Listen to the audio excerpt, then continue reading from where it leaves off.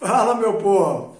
Chegamos com mais um vídeo, né? Antes de mais nada, agradecendo ao meu parceiro, ao parceiro do nosso canal, Colégio Cotemig, formando técnicos em informática em um mundo cada vez mais digital.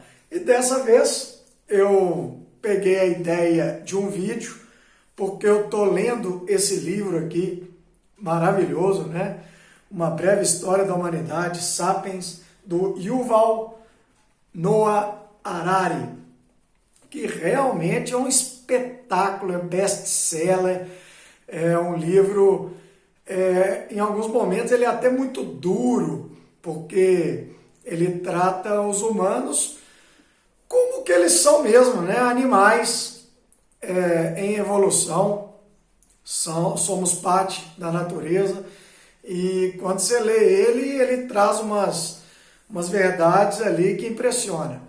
E recomendo a todos. E na página 43, o autor fala ali en passant sobre você imaginar uma pessoa que viveu na Alemanha ao longo do século XX. Ele fala rapidinho ali no parágrafo e aí, pá! Eu falei, isso vai virar um vídeo em nosso canal. E aí, o que eu vou fazer? Vamos imaginar que um camarada que viveu ali 99 anos, como o príncipe Philip, que infelizmente faleceu essa semana lá da Inglaterra. Então vamos imaginar uma pessoa que viveu 99 anos, nascendo na Alemanha ali em 1900 e chegando até o final do século XX. Então imagina por tudo que essa pessoa passou ao longo, né, de toda a sua vida, e algumas pessoas devem ter realmente passado por tudo isso mesmo. Esse caso, apesar daqui no canal ser fictício, provavelmente foi a realidade de vários alemães ao longo do século XX. Então, de cara, ele nasce no Império Alemão, é uma monarquia que tinha ali como imperador o Guilherme. Na verdade, o nome dele é Wilhelm. Aí traduziram para o português, virou Guilherme, algo que eu acho ridículo, né? Eu não sou fã de traduzirem nomes próprios, a menos que venha de outro alfabeto, né? Que realmente não tenha como, né? Não exista aquele nome dentro do nosso alfabeto, aí tem que traduzir. Mas, enfim, então era um reino chefiado ali pelo imperador Guilherme II, um reino que foi criado pelo Otto von Bismarck em 1871. A Alemanha ela se tornou um país tardiamente, quase 50 anos depois do Brasil. Ela era um monte de reinos ali, tinha de tudo, tinha grão-ducado, ducado, principado, enfim. E aí eles juntaram 26 pequenos estados, né? Na verdade, um deles era relativamente grande ali para moldes europeus, que era a Prússia, e o Otto von Bismarck, ele arquitetou ali a criação e a unificação desses reinos, formando a Alemanha. Ele foi chanceler até 1890 e foi um excelente chanceler. E o Otto von Bismarck era o grande nome do Império Alemão, e ele liderou ali acordos de paz com a própria Rússia, enfim. E aí ele foi demitido pelo imperador em 1890, e o imperador não soube liderar a Alemanha de uma forma tão pacífica e tão estratégica como o Bismarck fazia, né? O imperador, enquanto o Bismarck estava no poder, ele era quase que um fantoche ali, e o Guilherme II resolveu, após assumir o poder, o seu pai faleceu, Frederico, filho do Guilherme I, e aí ele resolveu liderar o país de verdade e meter os pés pelas mãos, enfim, daqui a pouco a gente chega lá. Então você teria nascido em uma monarquia, em um país super promissor, né? E estava se industrializando com força, um país que já era, ali na virada do século XIX para o XX, a terceira maior força econômica do mundo, rivalizando ali com o Reino Unido e com o próprio Estados Unidos. Então você estava num ambiente muito promissor, um ambiente extremamente industrial, urbano, com ferrovias.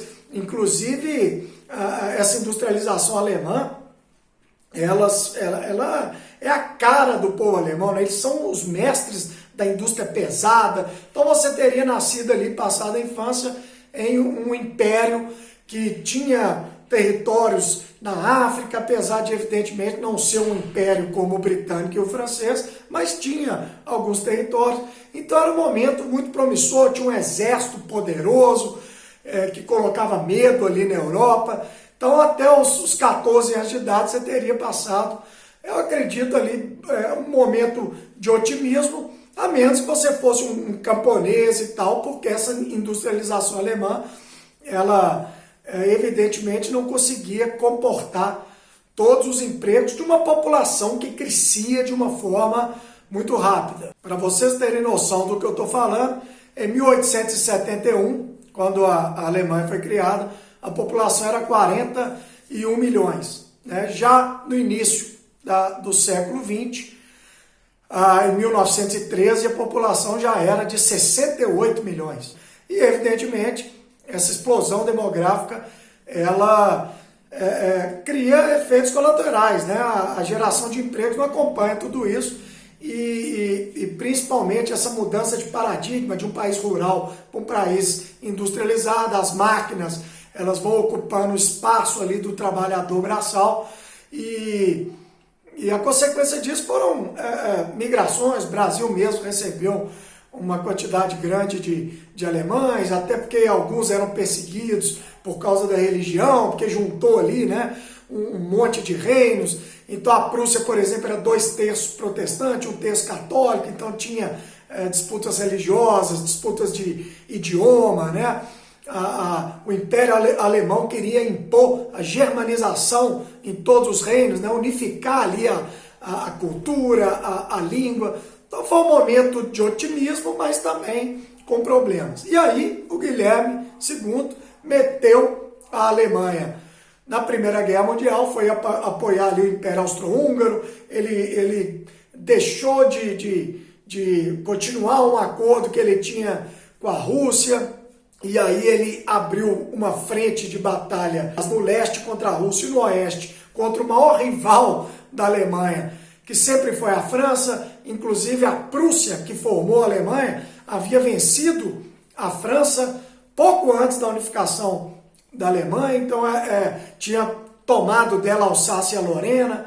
Então a Alemanha e a França sempre foram rivais, e aí a Alemanha entra na Primeira Guerra. Inclusive é um dado muito interessante, porque o Guilherme II, ele era primo do Nicolau II, que era o czar da Rússia, então o Kaiser alemão, né? Na verdade, eles eram primos e também primos do Jorge V, que era o rei da Inglaterra, que depois passou a monarquia para o Eduardo, que era filho dele, e o Eduardo abdicou do cargo, e aí o irmão mais novo dele, o Jorge VI, virou rei, de onde veio a sua filha Elizabeth II. Então os três, né, o Jorge V, o Nicolau II e o Guilherme, eram primos e rufaram ali na guerra. Então, se você nascesse na Alemanha em 1900, provavelmente você teria servido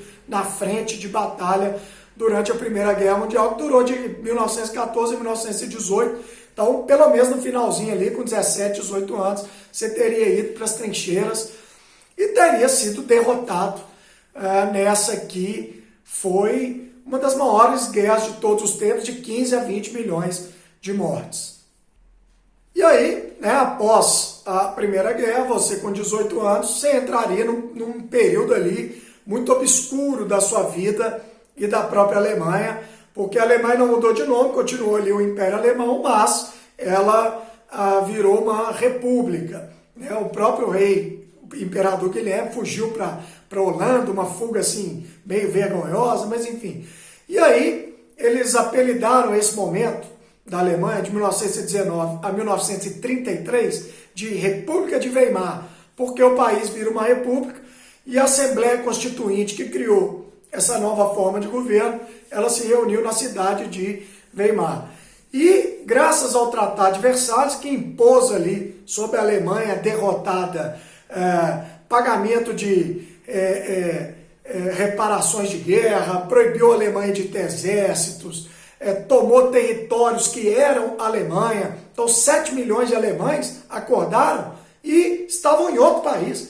A Alemanha perdeu ali 10, 12% do seu território. Inclusive fizeram uma aberração, criaram o corredor polonês para dar à Polônia uma saída para o mar em Danzig, que hoje chama Gdansk, e partiram a Alemanha em dois. A Alemanha ficou dividida em dois, com a Polônia passando no meio, né? Uma coisa assim, realmente absurda. Proibiram a Alemanha de ter exército com mais de tantos mil homens, a aeronáutica, a marinha também restrita, e foi um momento horrível da Alemanha, um momento de enorme inflação. Vocês podem ver aí como que ficou a relação do marco alemão com o dólar, né? O dinheiro alemão derreteu, não valia nada. Frio, pobreza, violência, disputas entre comunistas e fascistas. Então, esse período ali da República de Weimar seria um momento ali de pessimismo, né, dos seus 18 aos 33 anos. Foi um momento tão sombrio que ele abriu as portas para a chegada ao poder do nazismo. O nazismo foi um movimento que surgiu na Bavária, ali em 1919, 1920, e é um movimento que se alimentou muito bem das mazelas que a Alemanha passava. Né? Nenhum governante radical, nenhum governante com discurso de ódio chega ao poder de graça. Eles se alimentam de momentos ruins e esses radicais chegam ao poder se aproveitando de momentos de instabilidade, onde a população ali, sem saída, ela tenta algo diferente. E isso custa muito caro. A história nos mostra isso. Né? Em 1928, o Partido Nazista teve somente 2,5% dos votos no parlamento. Você vê que os alemães resistiram a votar no nazismo, aí vem a crise de 29, e a Alemanha, que já vinha cambaleando, entrou numa espiral ali de crise ainda maior, e em 32 os nazistas já fizeram ali algo próximo a 1/3 do parlamento, 230 cadeiras, e numa república parlamentarista eles fizeram ali alguns acordos e conseguiram colocar o Hitler como o chanceler, iniciando ali uma nova fase chamada de o Terceiro Reich.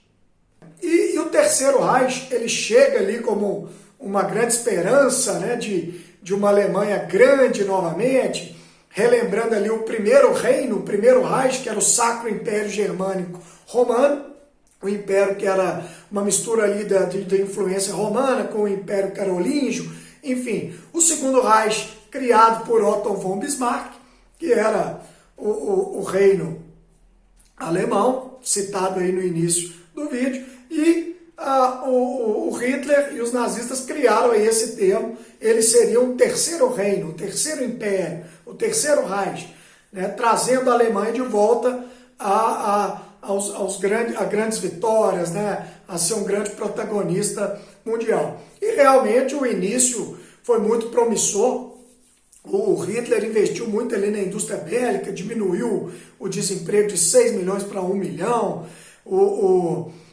grandes investimentos em turismo, na agricultura, enfim. Mas, infelizmente, né, junto a essa melhora econômica, veio um discurso de ódio impressionante, uma coisa assim absurda, né?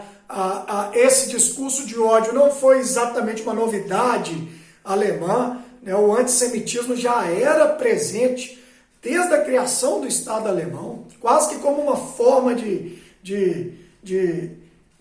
criar uma consciência nacional, né? Você tinha que ser contrário aos judeus, enfim. Inclusive eu fiz um vídeo aqui no nosso canal sobre o ódio aos judeus, um vídeo que já está com mais de 14 mil visualizações, um ódio assim impressionante, de quase toda a Europa, em especial dos alemães, que foi oficializado pela chegada ao poder dos nazistas. E aí depois vieram as anexações, o Anschluss, anexação da Áustria, invasão da Tchecoslováquia, depois da Polônia, e levou o país à Segunda Guerra, e o país foi completamente destruído. Então, provavelmente, se você nasceu na Alemanha em 1900, você teria lutado a Segunda Guerra Mundial, ali com seus 39 aos 45 anos, mesmo com uma idade mais avançada do que um jovem do Exército, em algum momento você teria que ter sido utilizado nessa guerra. Eu tenho 44 anos, então eu, dentro dessa história, provavelmente em algum momento teria lutado a Segunda Guerra Mundial, onde morreram aí 8, 9 milhões de alemães, e a Alemanha foi completamente destruída. Então seria o pior momento da vida dessa pessoa, provavelmente. E aí vamos imaginar que esse cidadão morava em Berlim Oriental, e após a Segunda Guerra ele passa para o domínio, para a influência da União Soviética. Então você passa a viver em um país comunista, né? Desde o fim da Segunda Guerra Mundial, a União Soviética já ocupa a Alemanha Oriental, oficializada com a criação da República Democrática Alemã. Olha que nome, hein? Que paradoxo! República Democrática Alemã era a Alemanha Oriental, extremamente ditatorial, né? Ali dentro da cortina de ferro, talvez até pelo fato da Alemanha Oriental fazer divisa com o mundo capitalista, com a Alemanha Ocidental. Inclusive Berlim está totalmente dentro da Alemanha Oriental, então a parte capitalista de Berlim ficava dentro da Alemanha Oriental, por isso que a União Soviética iniciou a construção do Muro de Berlim para cercar os capitalistas ali dentro de Berlim, dentro da Alemanha Oriental, e até foi tema aqui no nosso canal. E você, de 45, oficialmente 49 com a criação da Alemanha Oriental, até a queda do Muro de Berlim em 89, você teria vivido a Guerra Fria dentro de um país com economia planificada, um país comunista. Era um governo extremamente paranoico com essa questão de espionagem, de alguém que era contra o regime, enfim. Então você teria passado grande parte da sua vida sob a mão de ferro da União Soviética barra do próprio governo da Alemanha Oriental. Por fim, em 89, cai o Muro de Berlim, que era o símbolo da divisão, o símbolo do comunismo, e em 90 a Alemanha foi reunificada. Imagina que maravilha, né? Você poder reencontrar ali, se possível, né, parentes que foram divididos, né, após a Segunda Guerra Mundial. E a partir de 90 você tem a globalização, a internet, enfim. E em 92 a Alemanha unificada estava aderindo ao Tratado de Maastricht, entrando na União Europeia. Então você teria ali um final de vida dentro de uma Europa unida, de uma Europa com livre circulação, capitalista, global e tudo mais. Então, hoje nós temos, desde 2005, a Angela Merkel como primeira-ministra da Alemanha. Senão esse personagem fictício nosso não teria chegado até 2005, ele teria morrido ali em 99. Mas hoje temos uma primeira-ministra que é excepcional. Eu sou fã da Angela Merkel, já está no poder há 16 anos, o que levanta aí também uma dúvida, né? Eu acho que está na hora de fazer um rodízio aí, mesmo ela sendo maravilhosa. Mas enfim, e uma mulher humana, uma mulher justa, e que junto com a França do Macron são as duas cabeças que lideram a União Europeia. Então, para resumir, você teria nascido dentro de um império monárquico, teria passado por uma república de Weimar tremendamente problemática, teria observado o crescimento e a chegada ao poder de um grupo extremamente radical que era o nazismo, teria visto uma Alemanha destruída, teria lutado a Segunda Guerra, teria vivido a Guerra Fria dentro do bloco comunista e teria finalizado a sua vida no mundo livre da Europa, global e capitalista. Então, seria uma vida e uma história bastante interessante para contar essa passagem pela Alemanha ao longo do século XX. Acredito que tenha sido bem prazeroso para vocês. Podemos analisar essa situação aí. Demorou? Fica com Deus todo mundo. Abraço do Clebinho.